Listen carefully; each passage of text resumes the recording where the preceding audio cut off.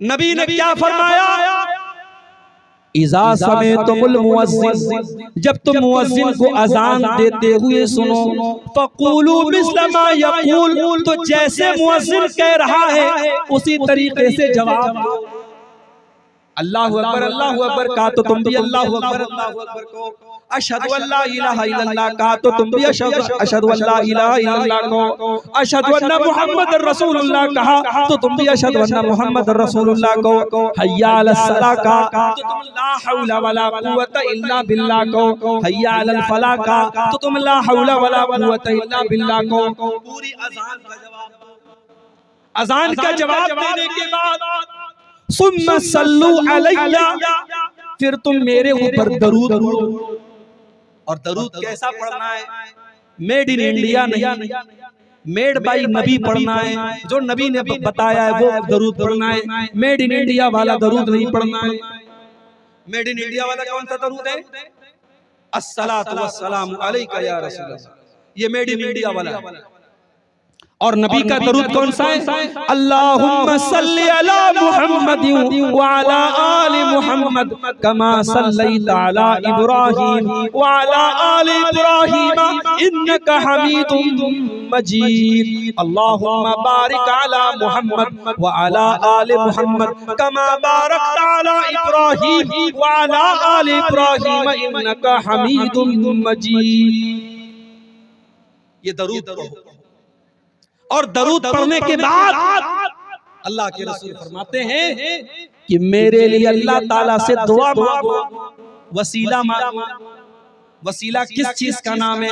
वसीला जन्नत में एक आला मकाम का नाम है जो अल्लाह ताला अपने आखिरी नबी को देगा। अल्लाह के नबी फरमाते हैं कि तुम मेरे लिए अल्लाह से वसीला मांगो। तो हम कैसे वसीला मांगेंगे?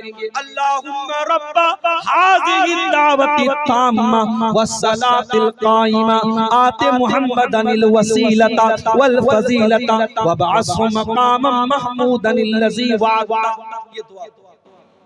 ये दुआ पढ़ो।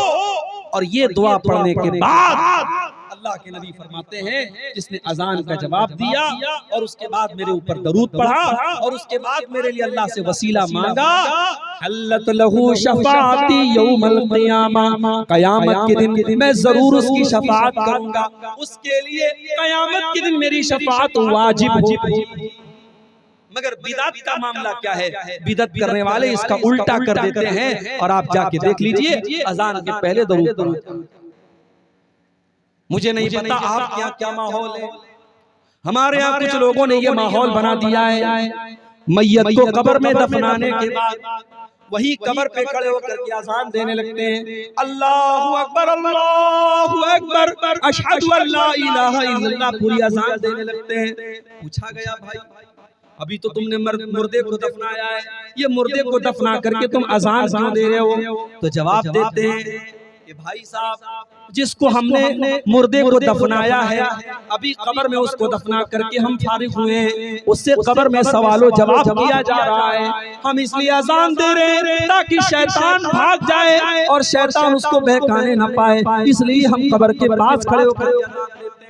मैंने कहा भाई बात बिल्कुल सही है, अजान देने से शैतान भाग जाता है, बिल्कुल सही बात है, मगर कब्र के अंदर शैतान नहीं पहुंच सकता। शैतान कब्र के अंदर नहीं पहुंच सकता और अगर पहुंच भी जाए तो उसको भगाने के लिए अजान देने का सबूत हमें नहीं मिलता है। तो बिदअत करने वाला ऐसे ही लॉजिक लगा लगा करके दीन के अंदर नए नए काम निकालता है। याद रखो मेरे भाई, बिदअती का कोई अमल क़यामत के दिन उसके काम आने वाला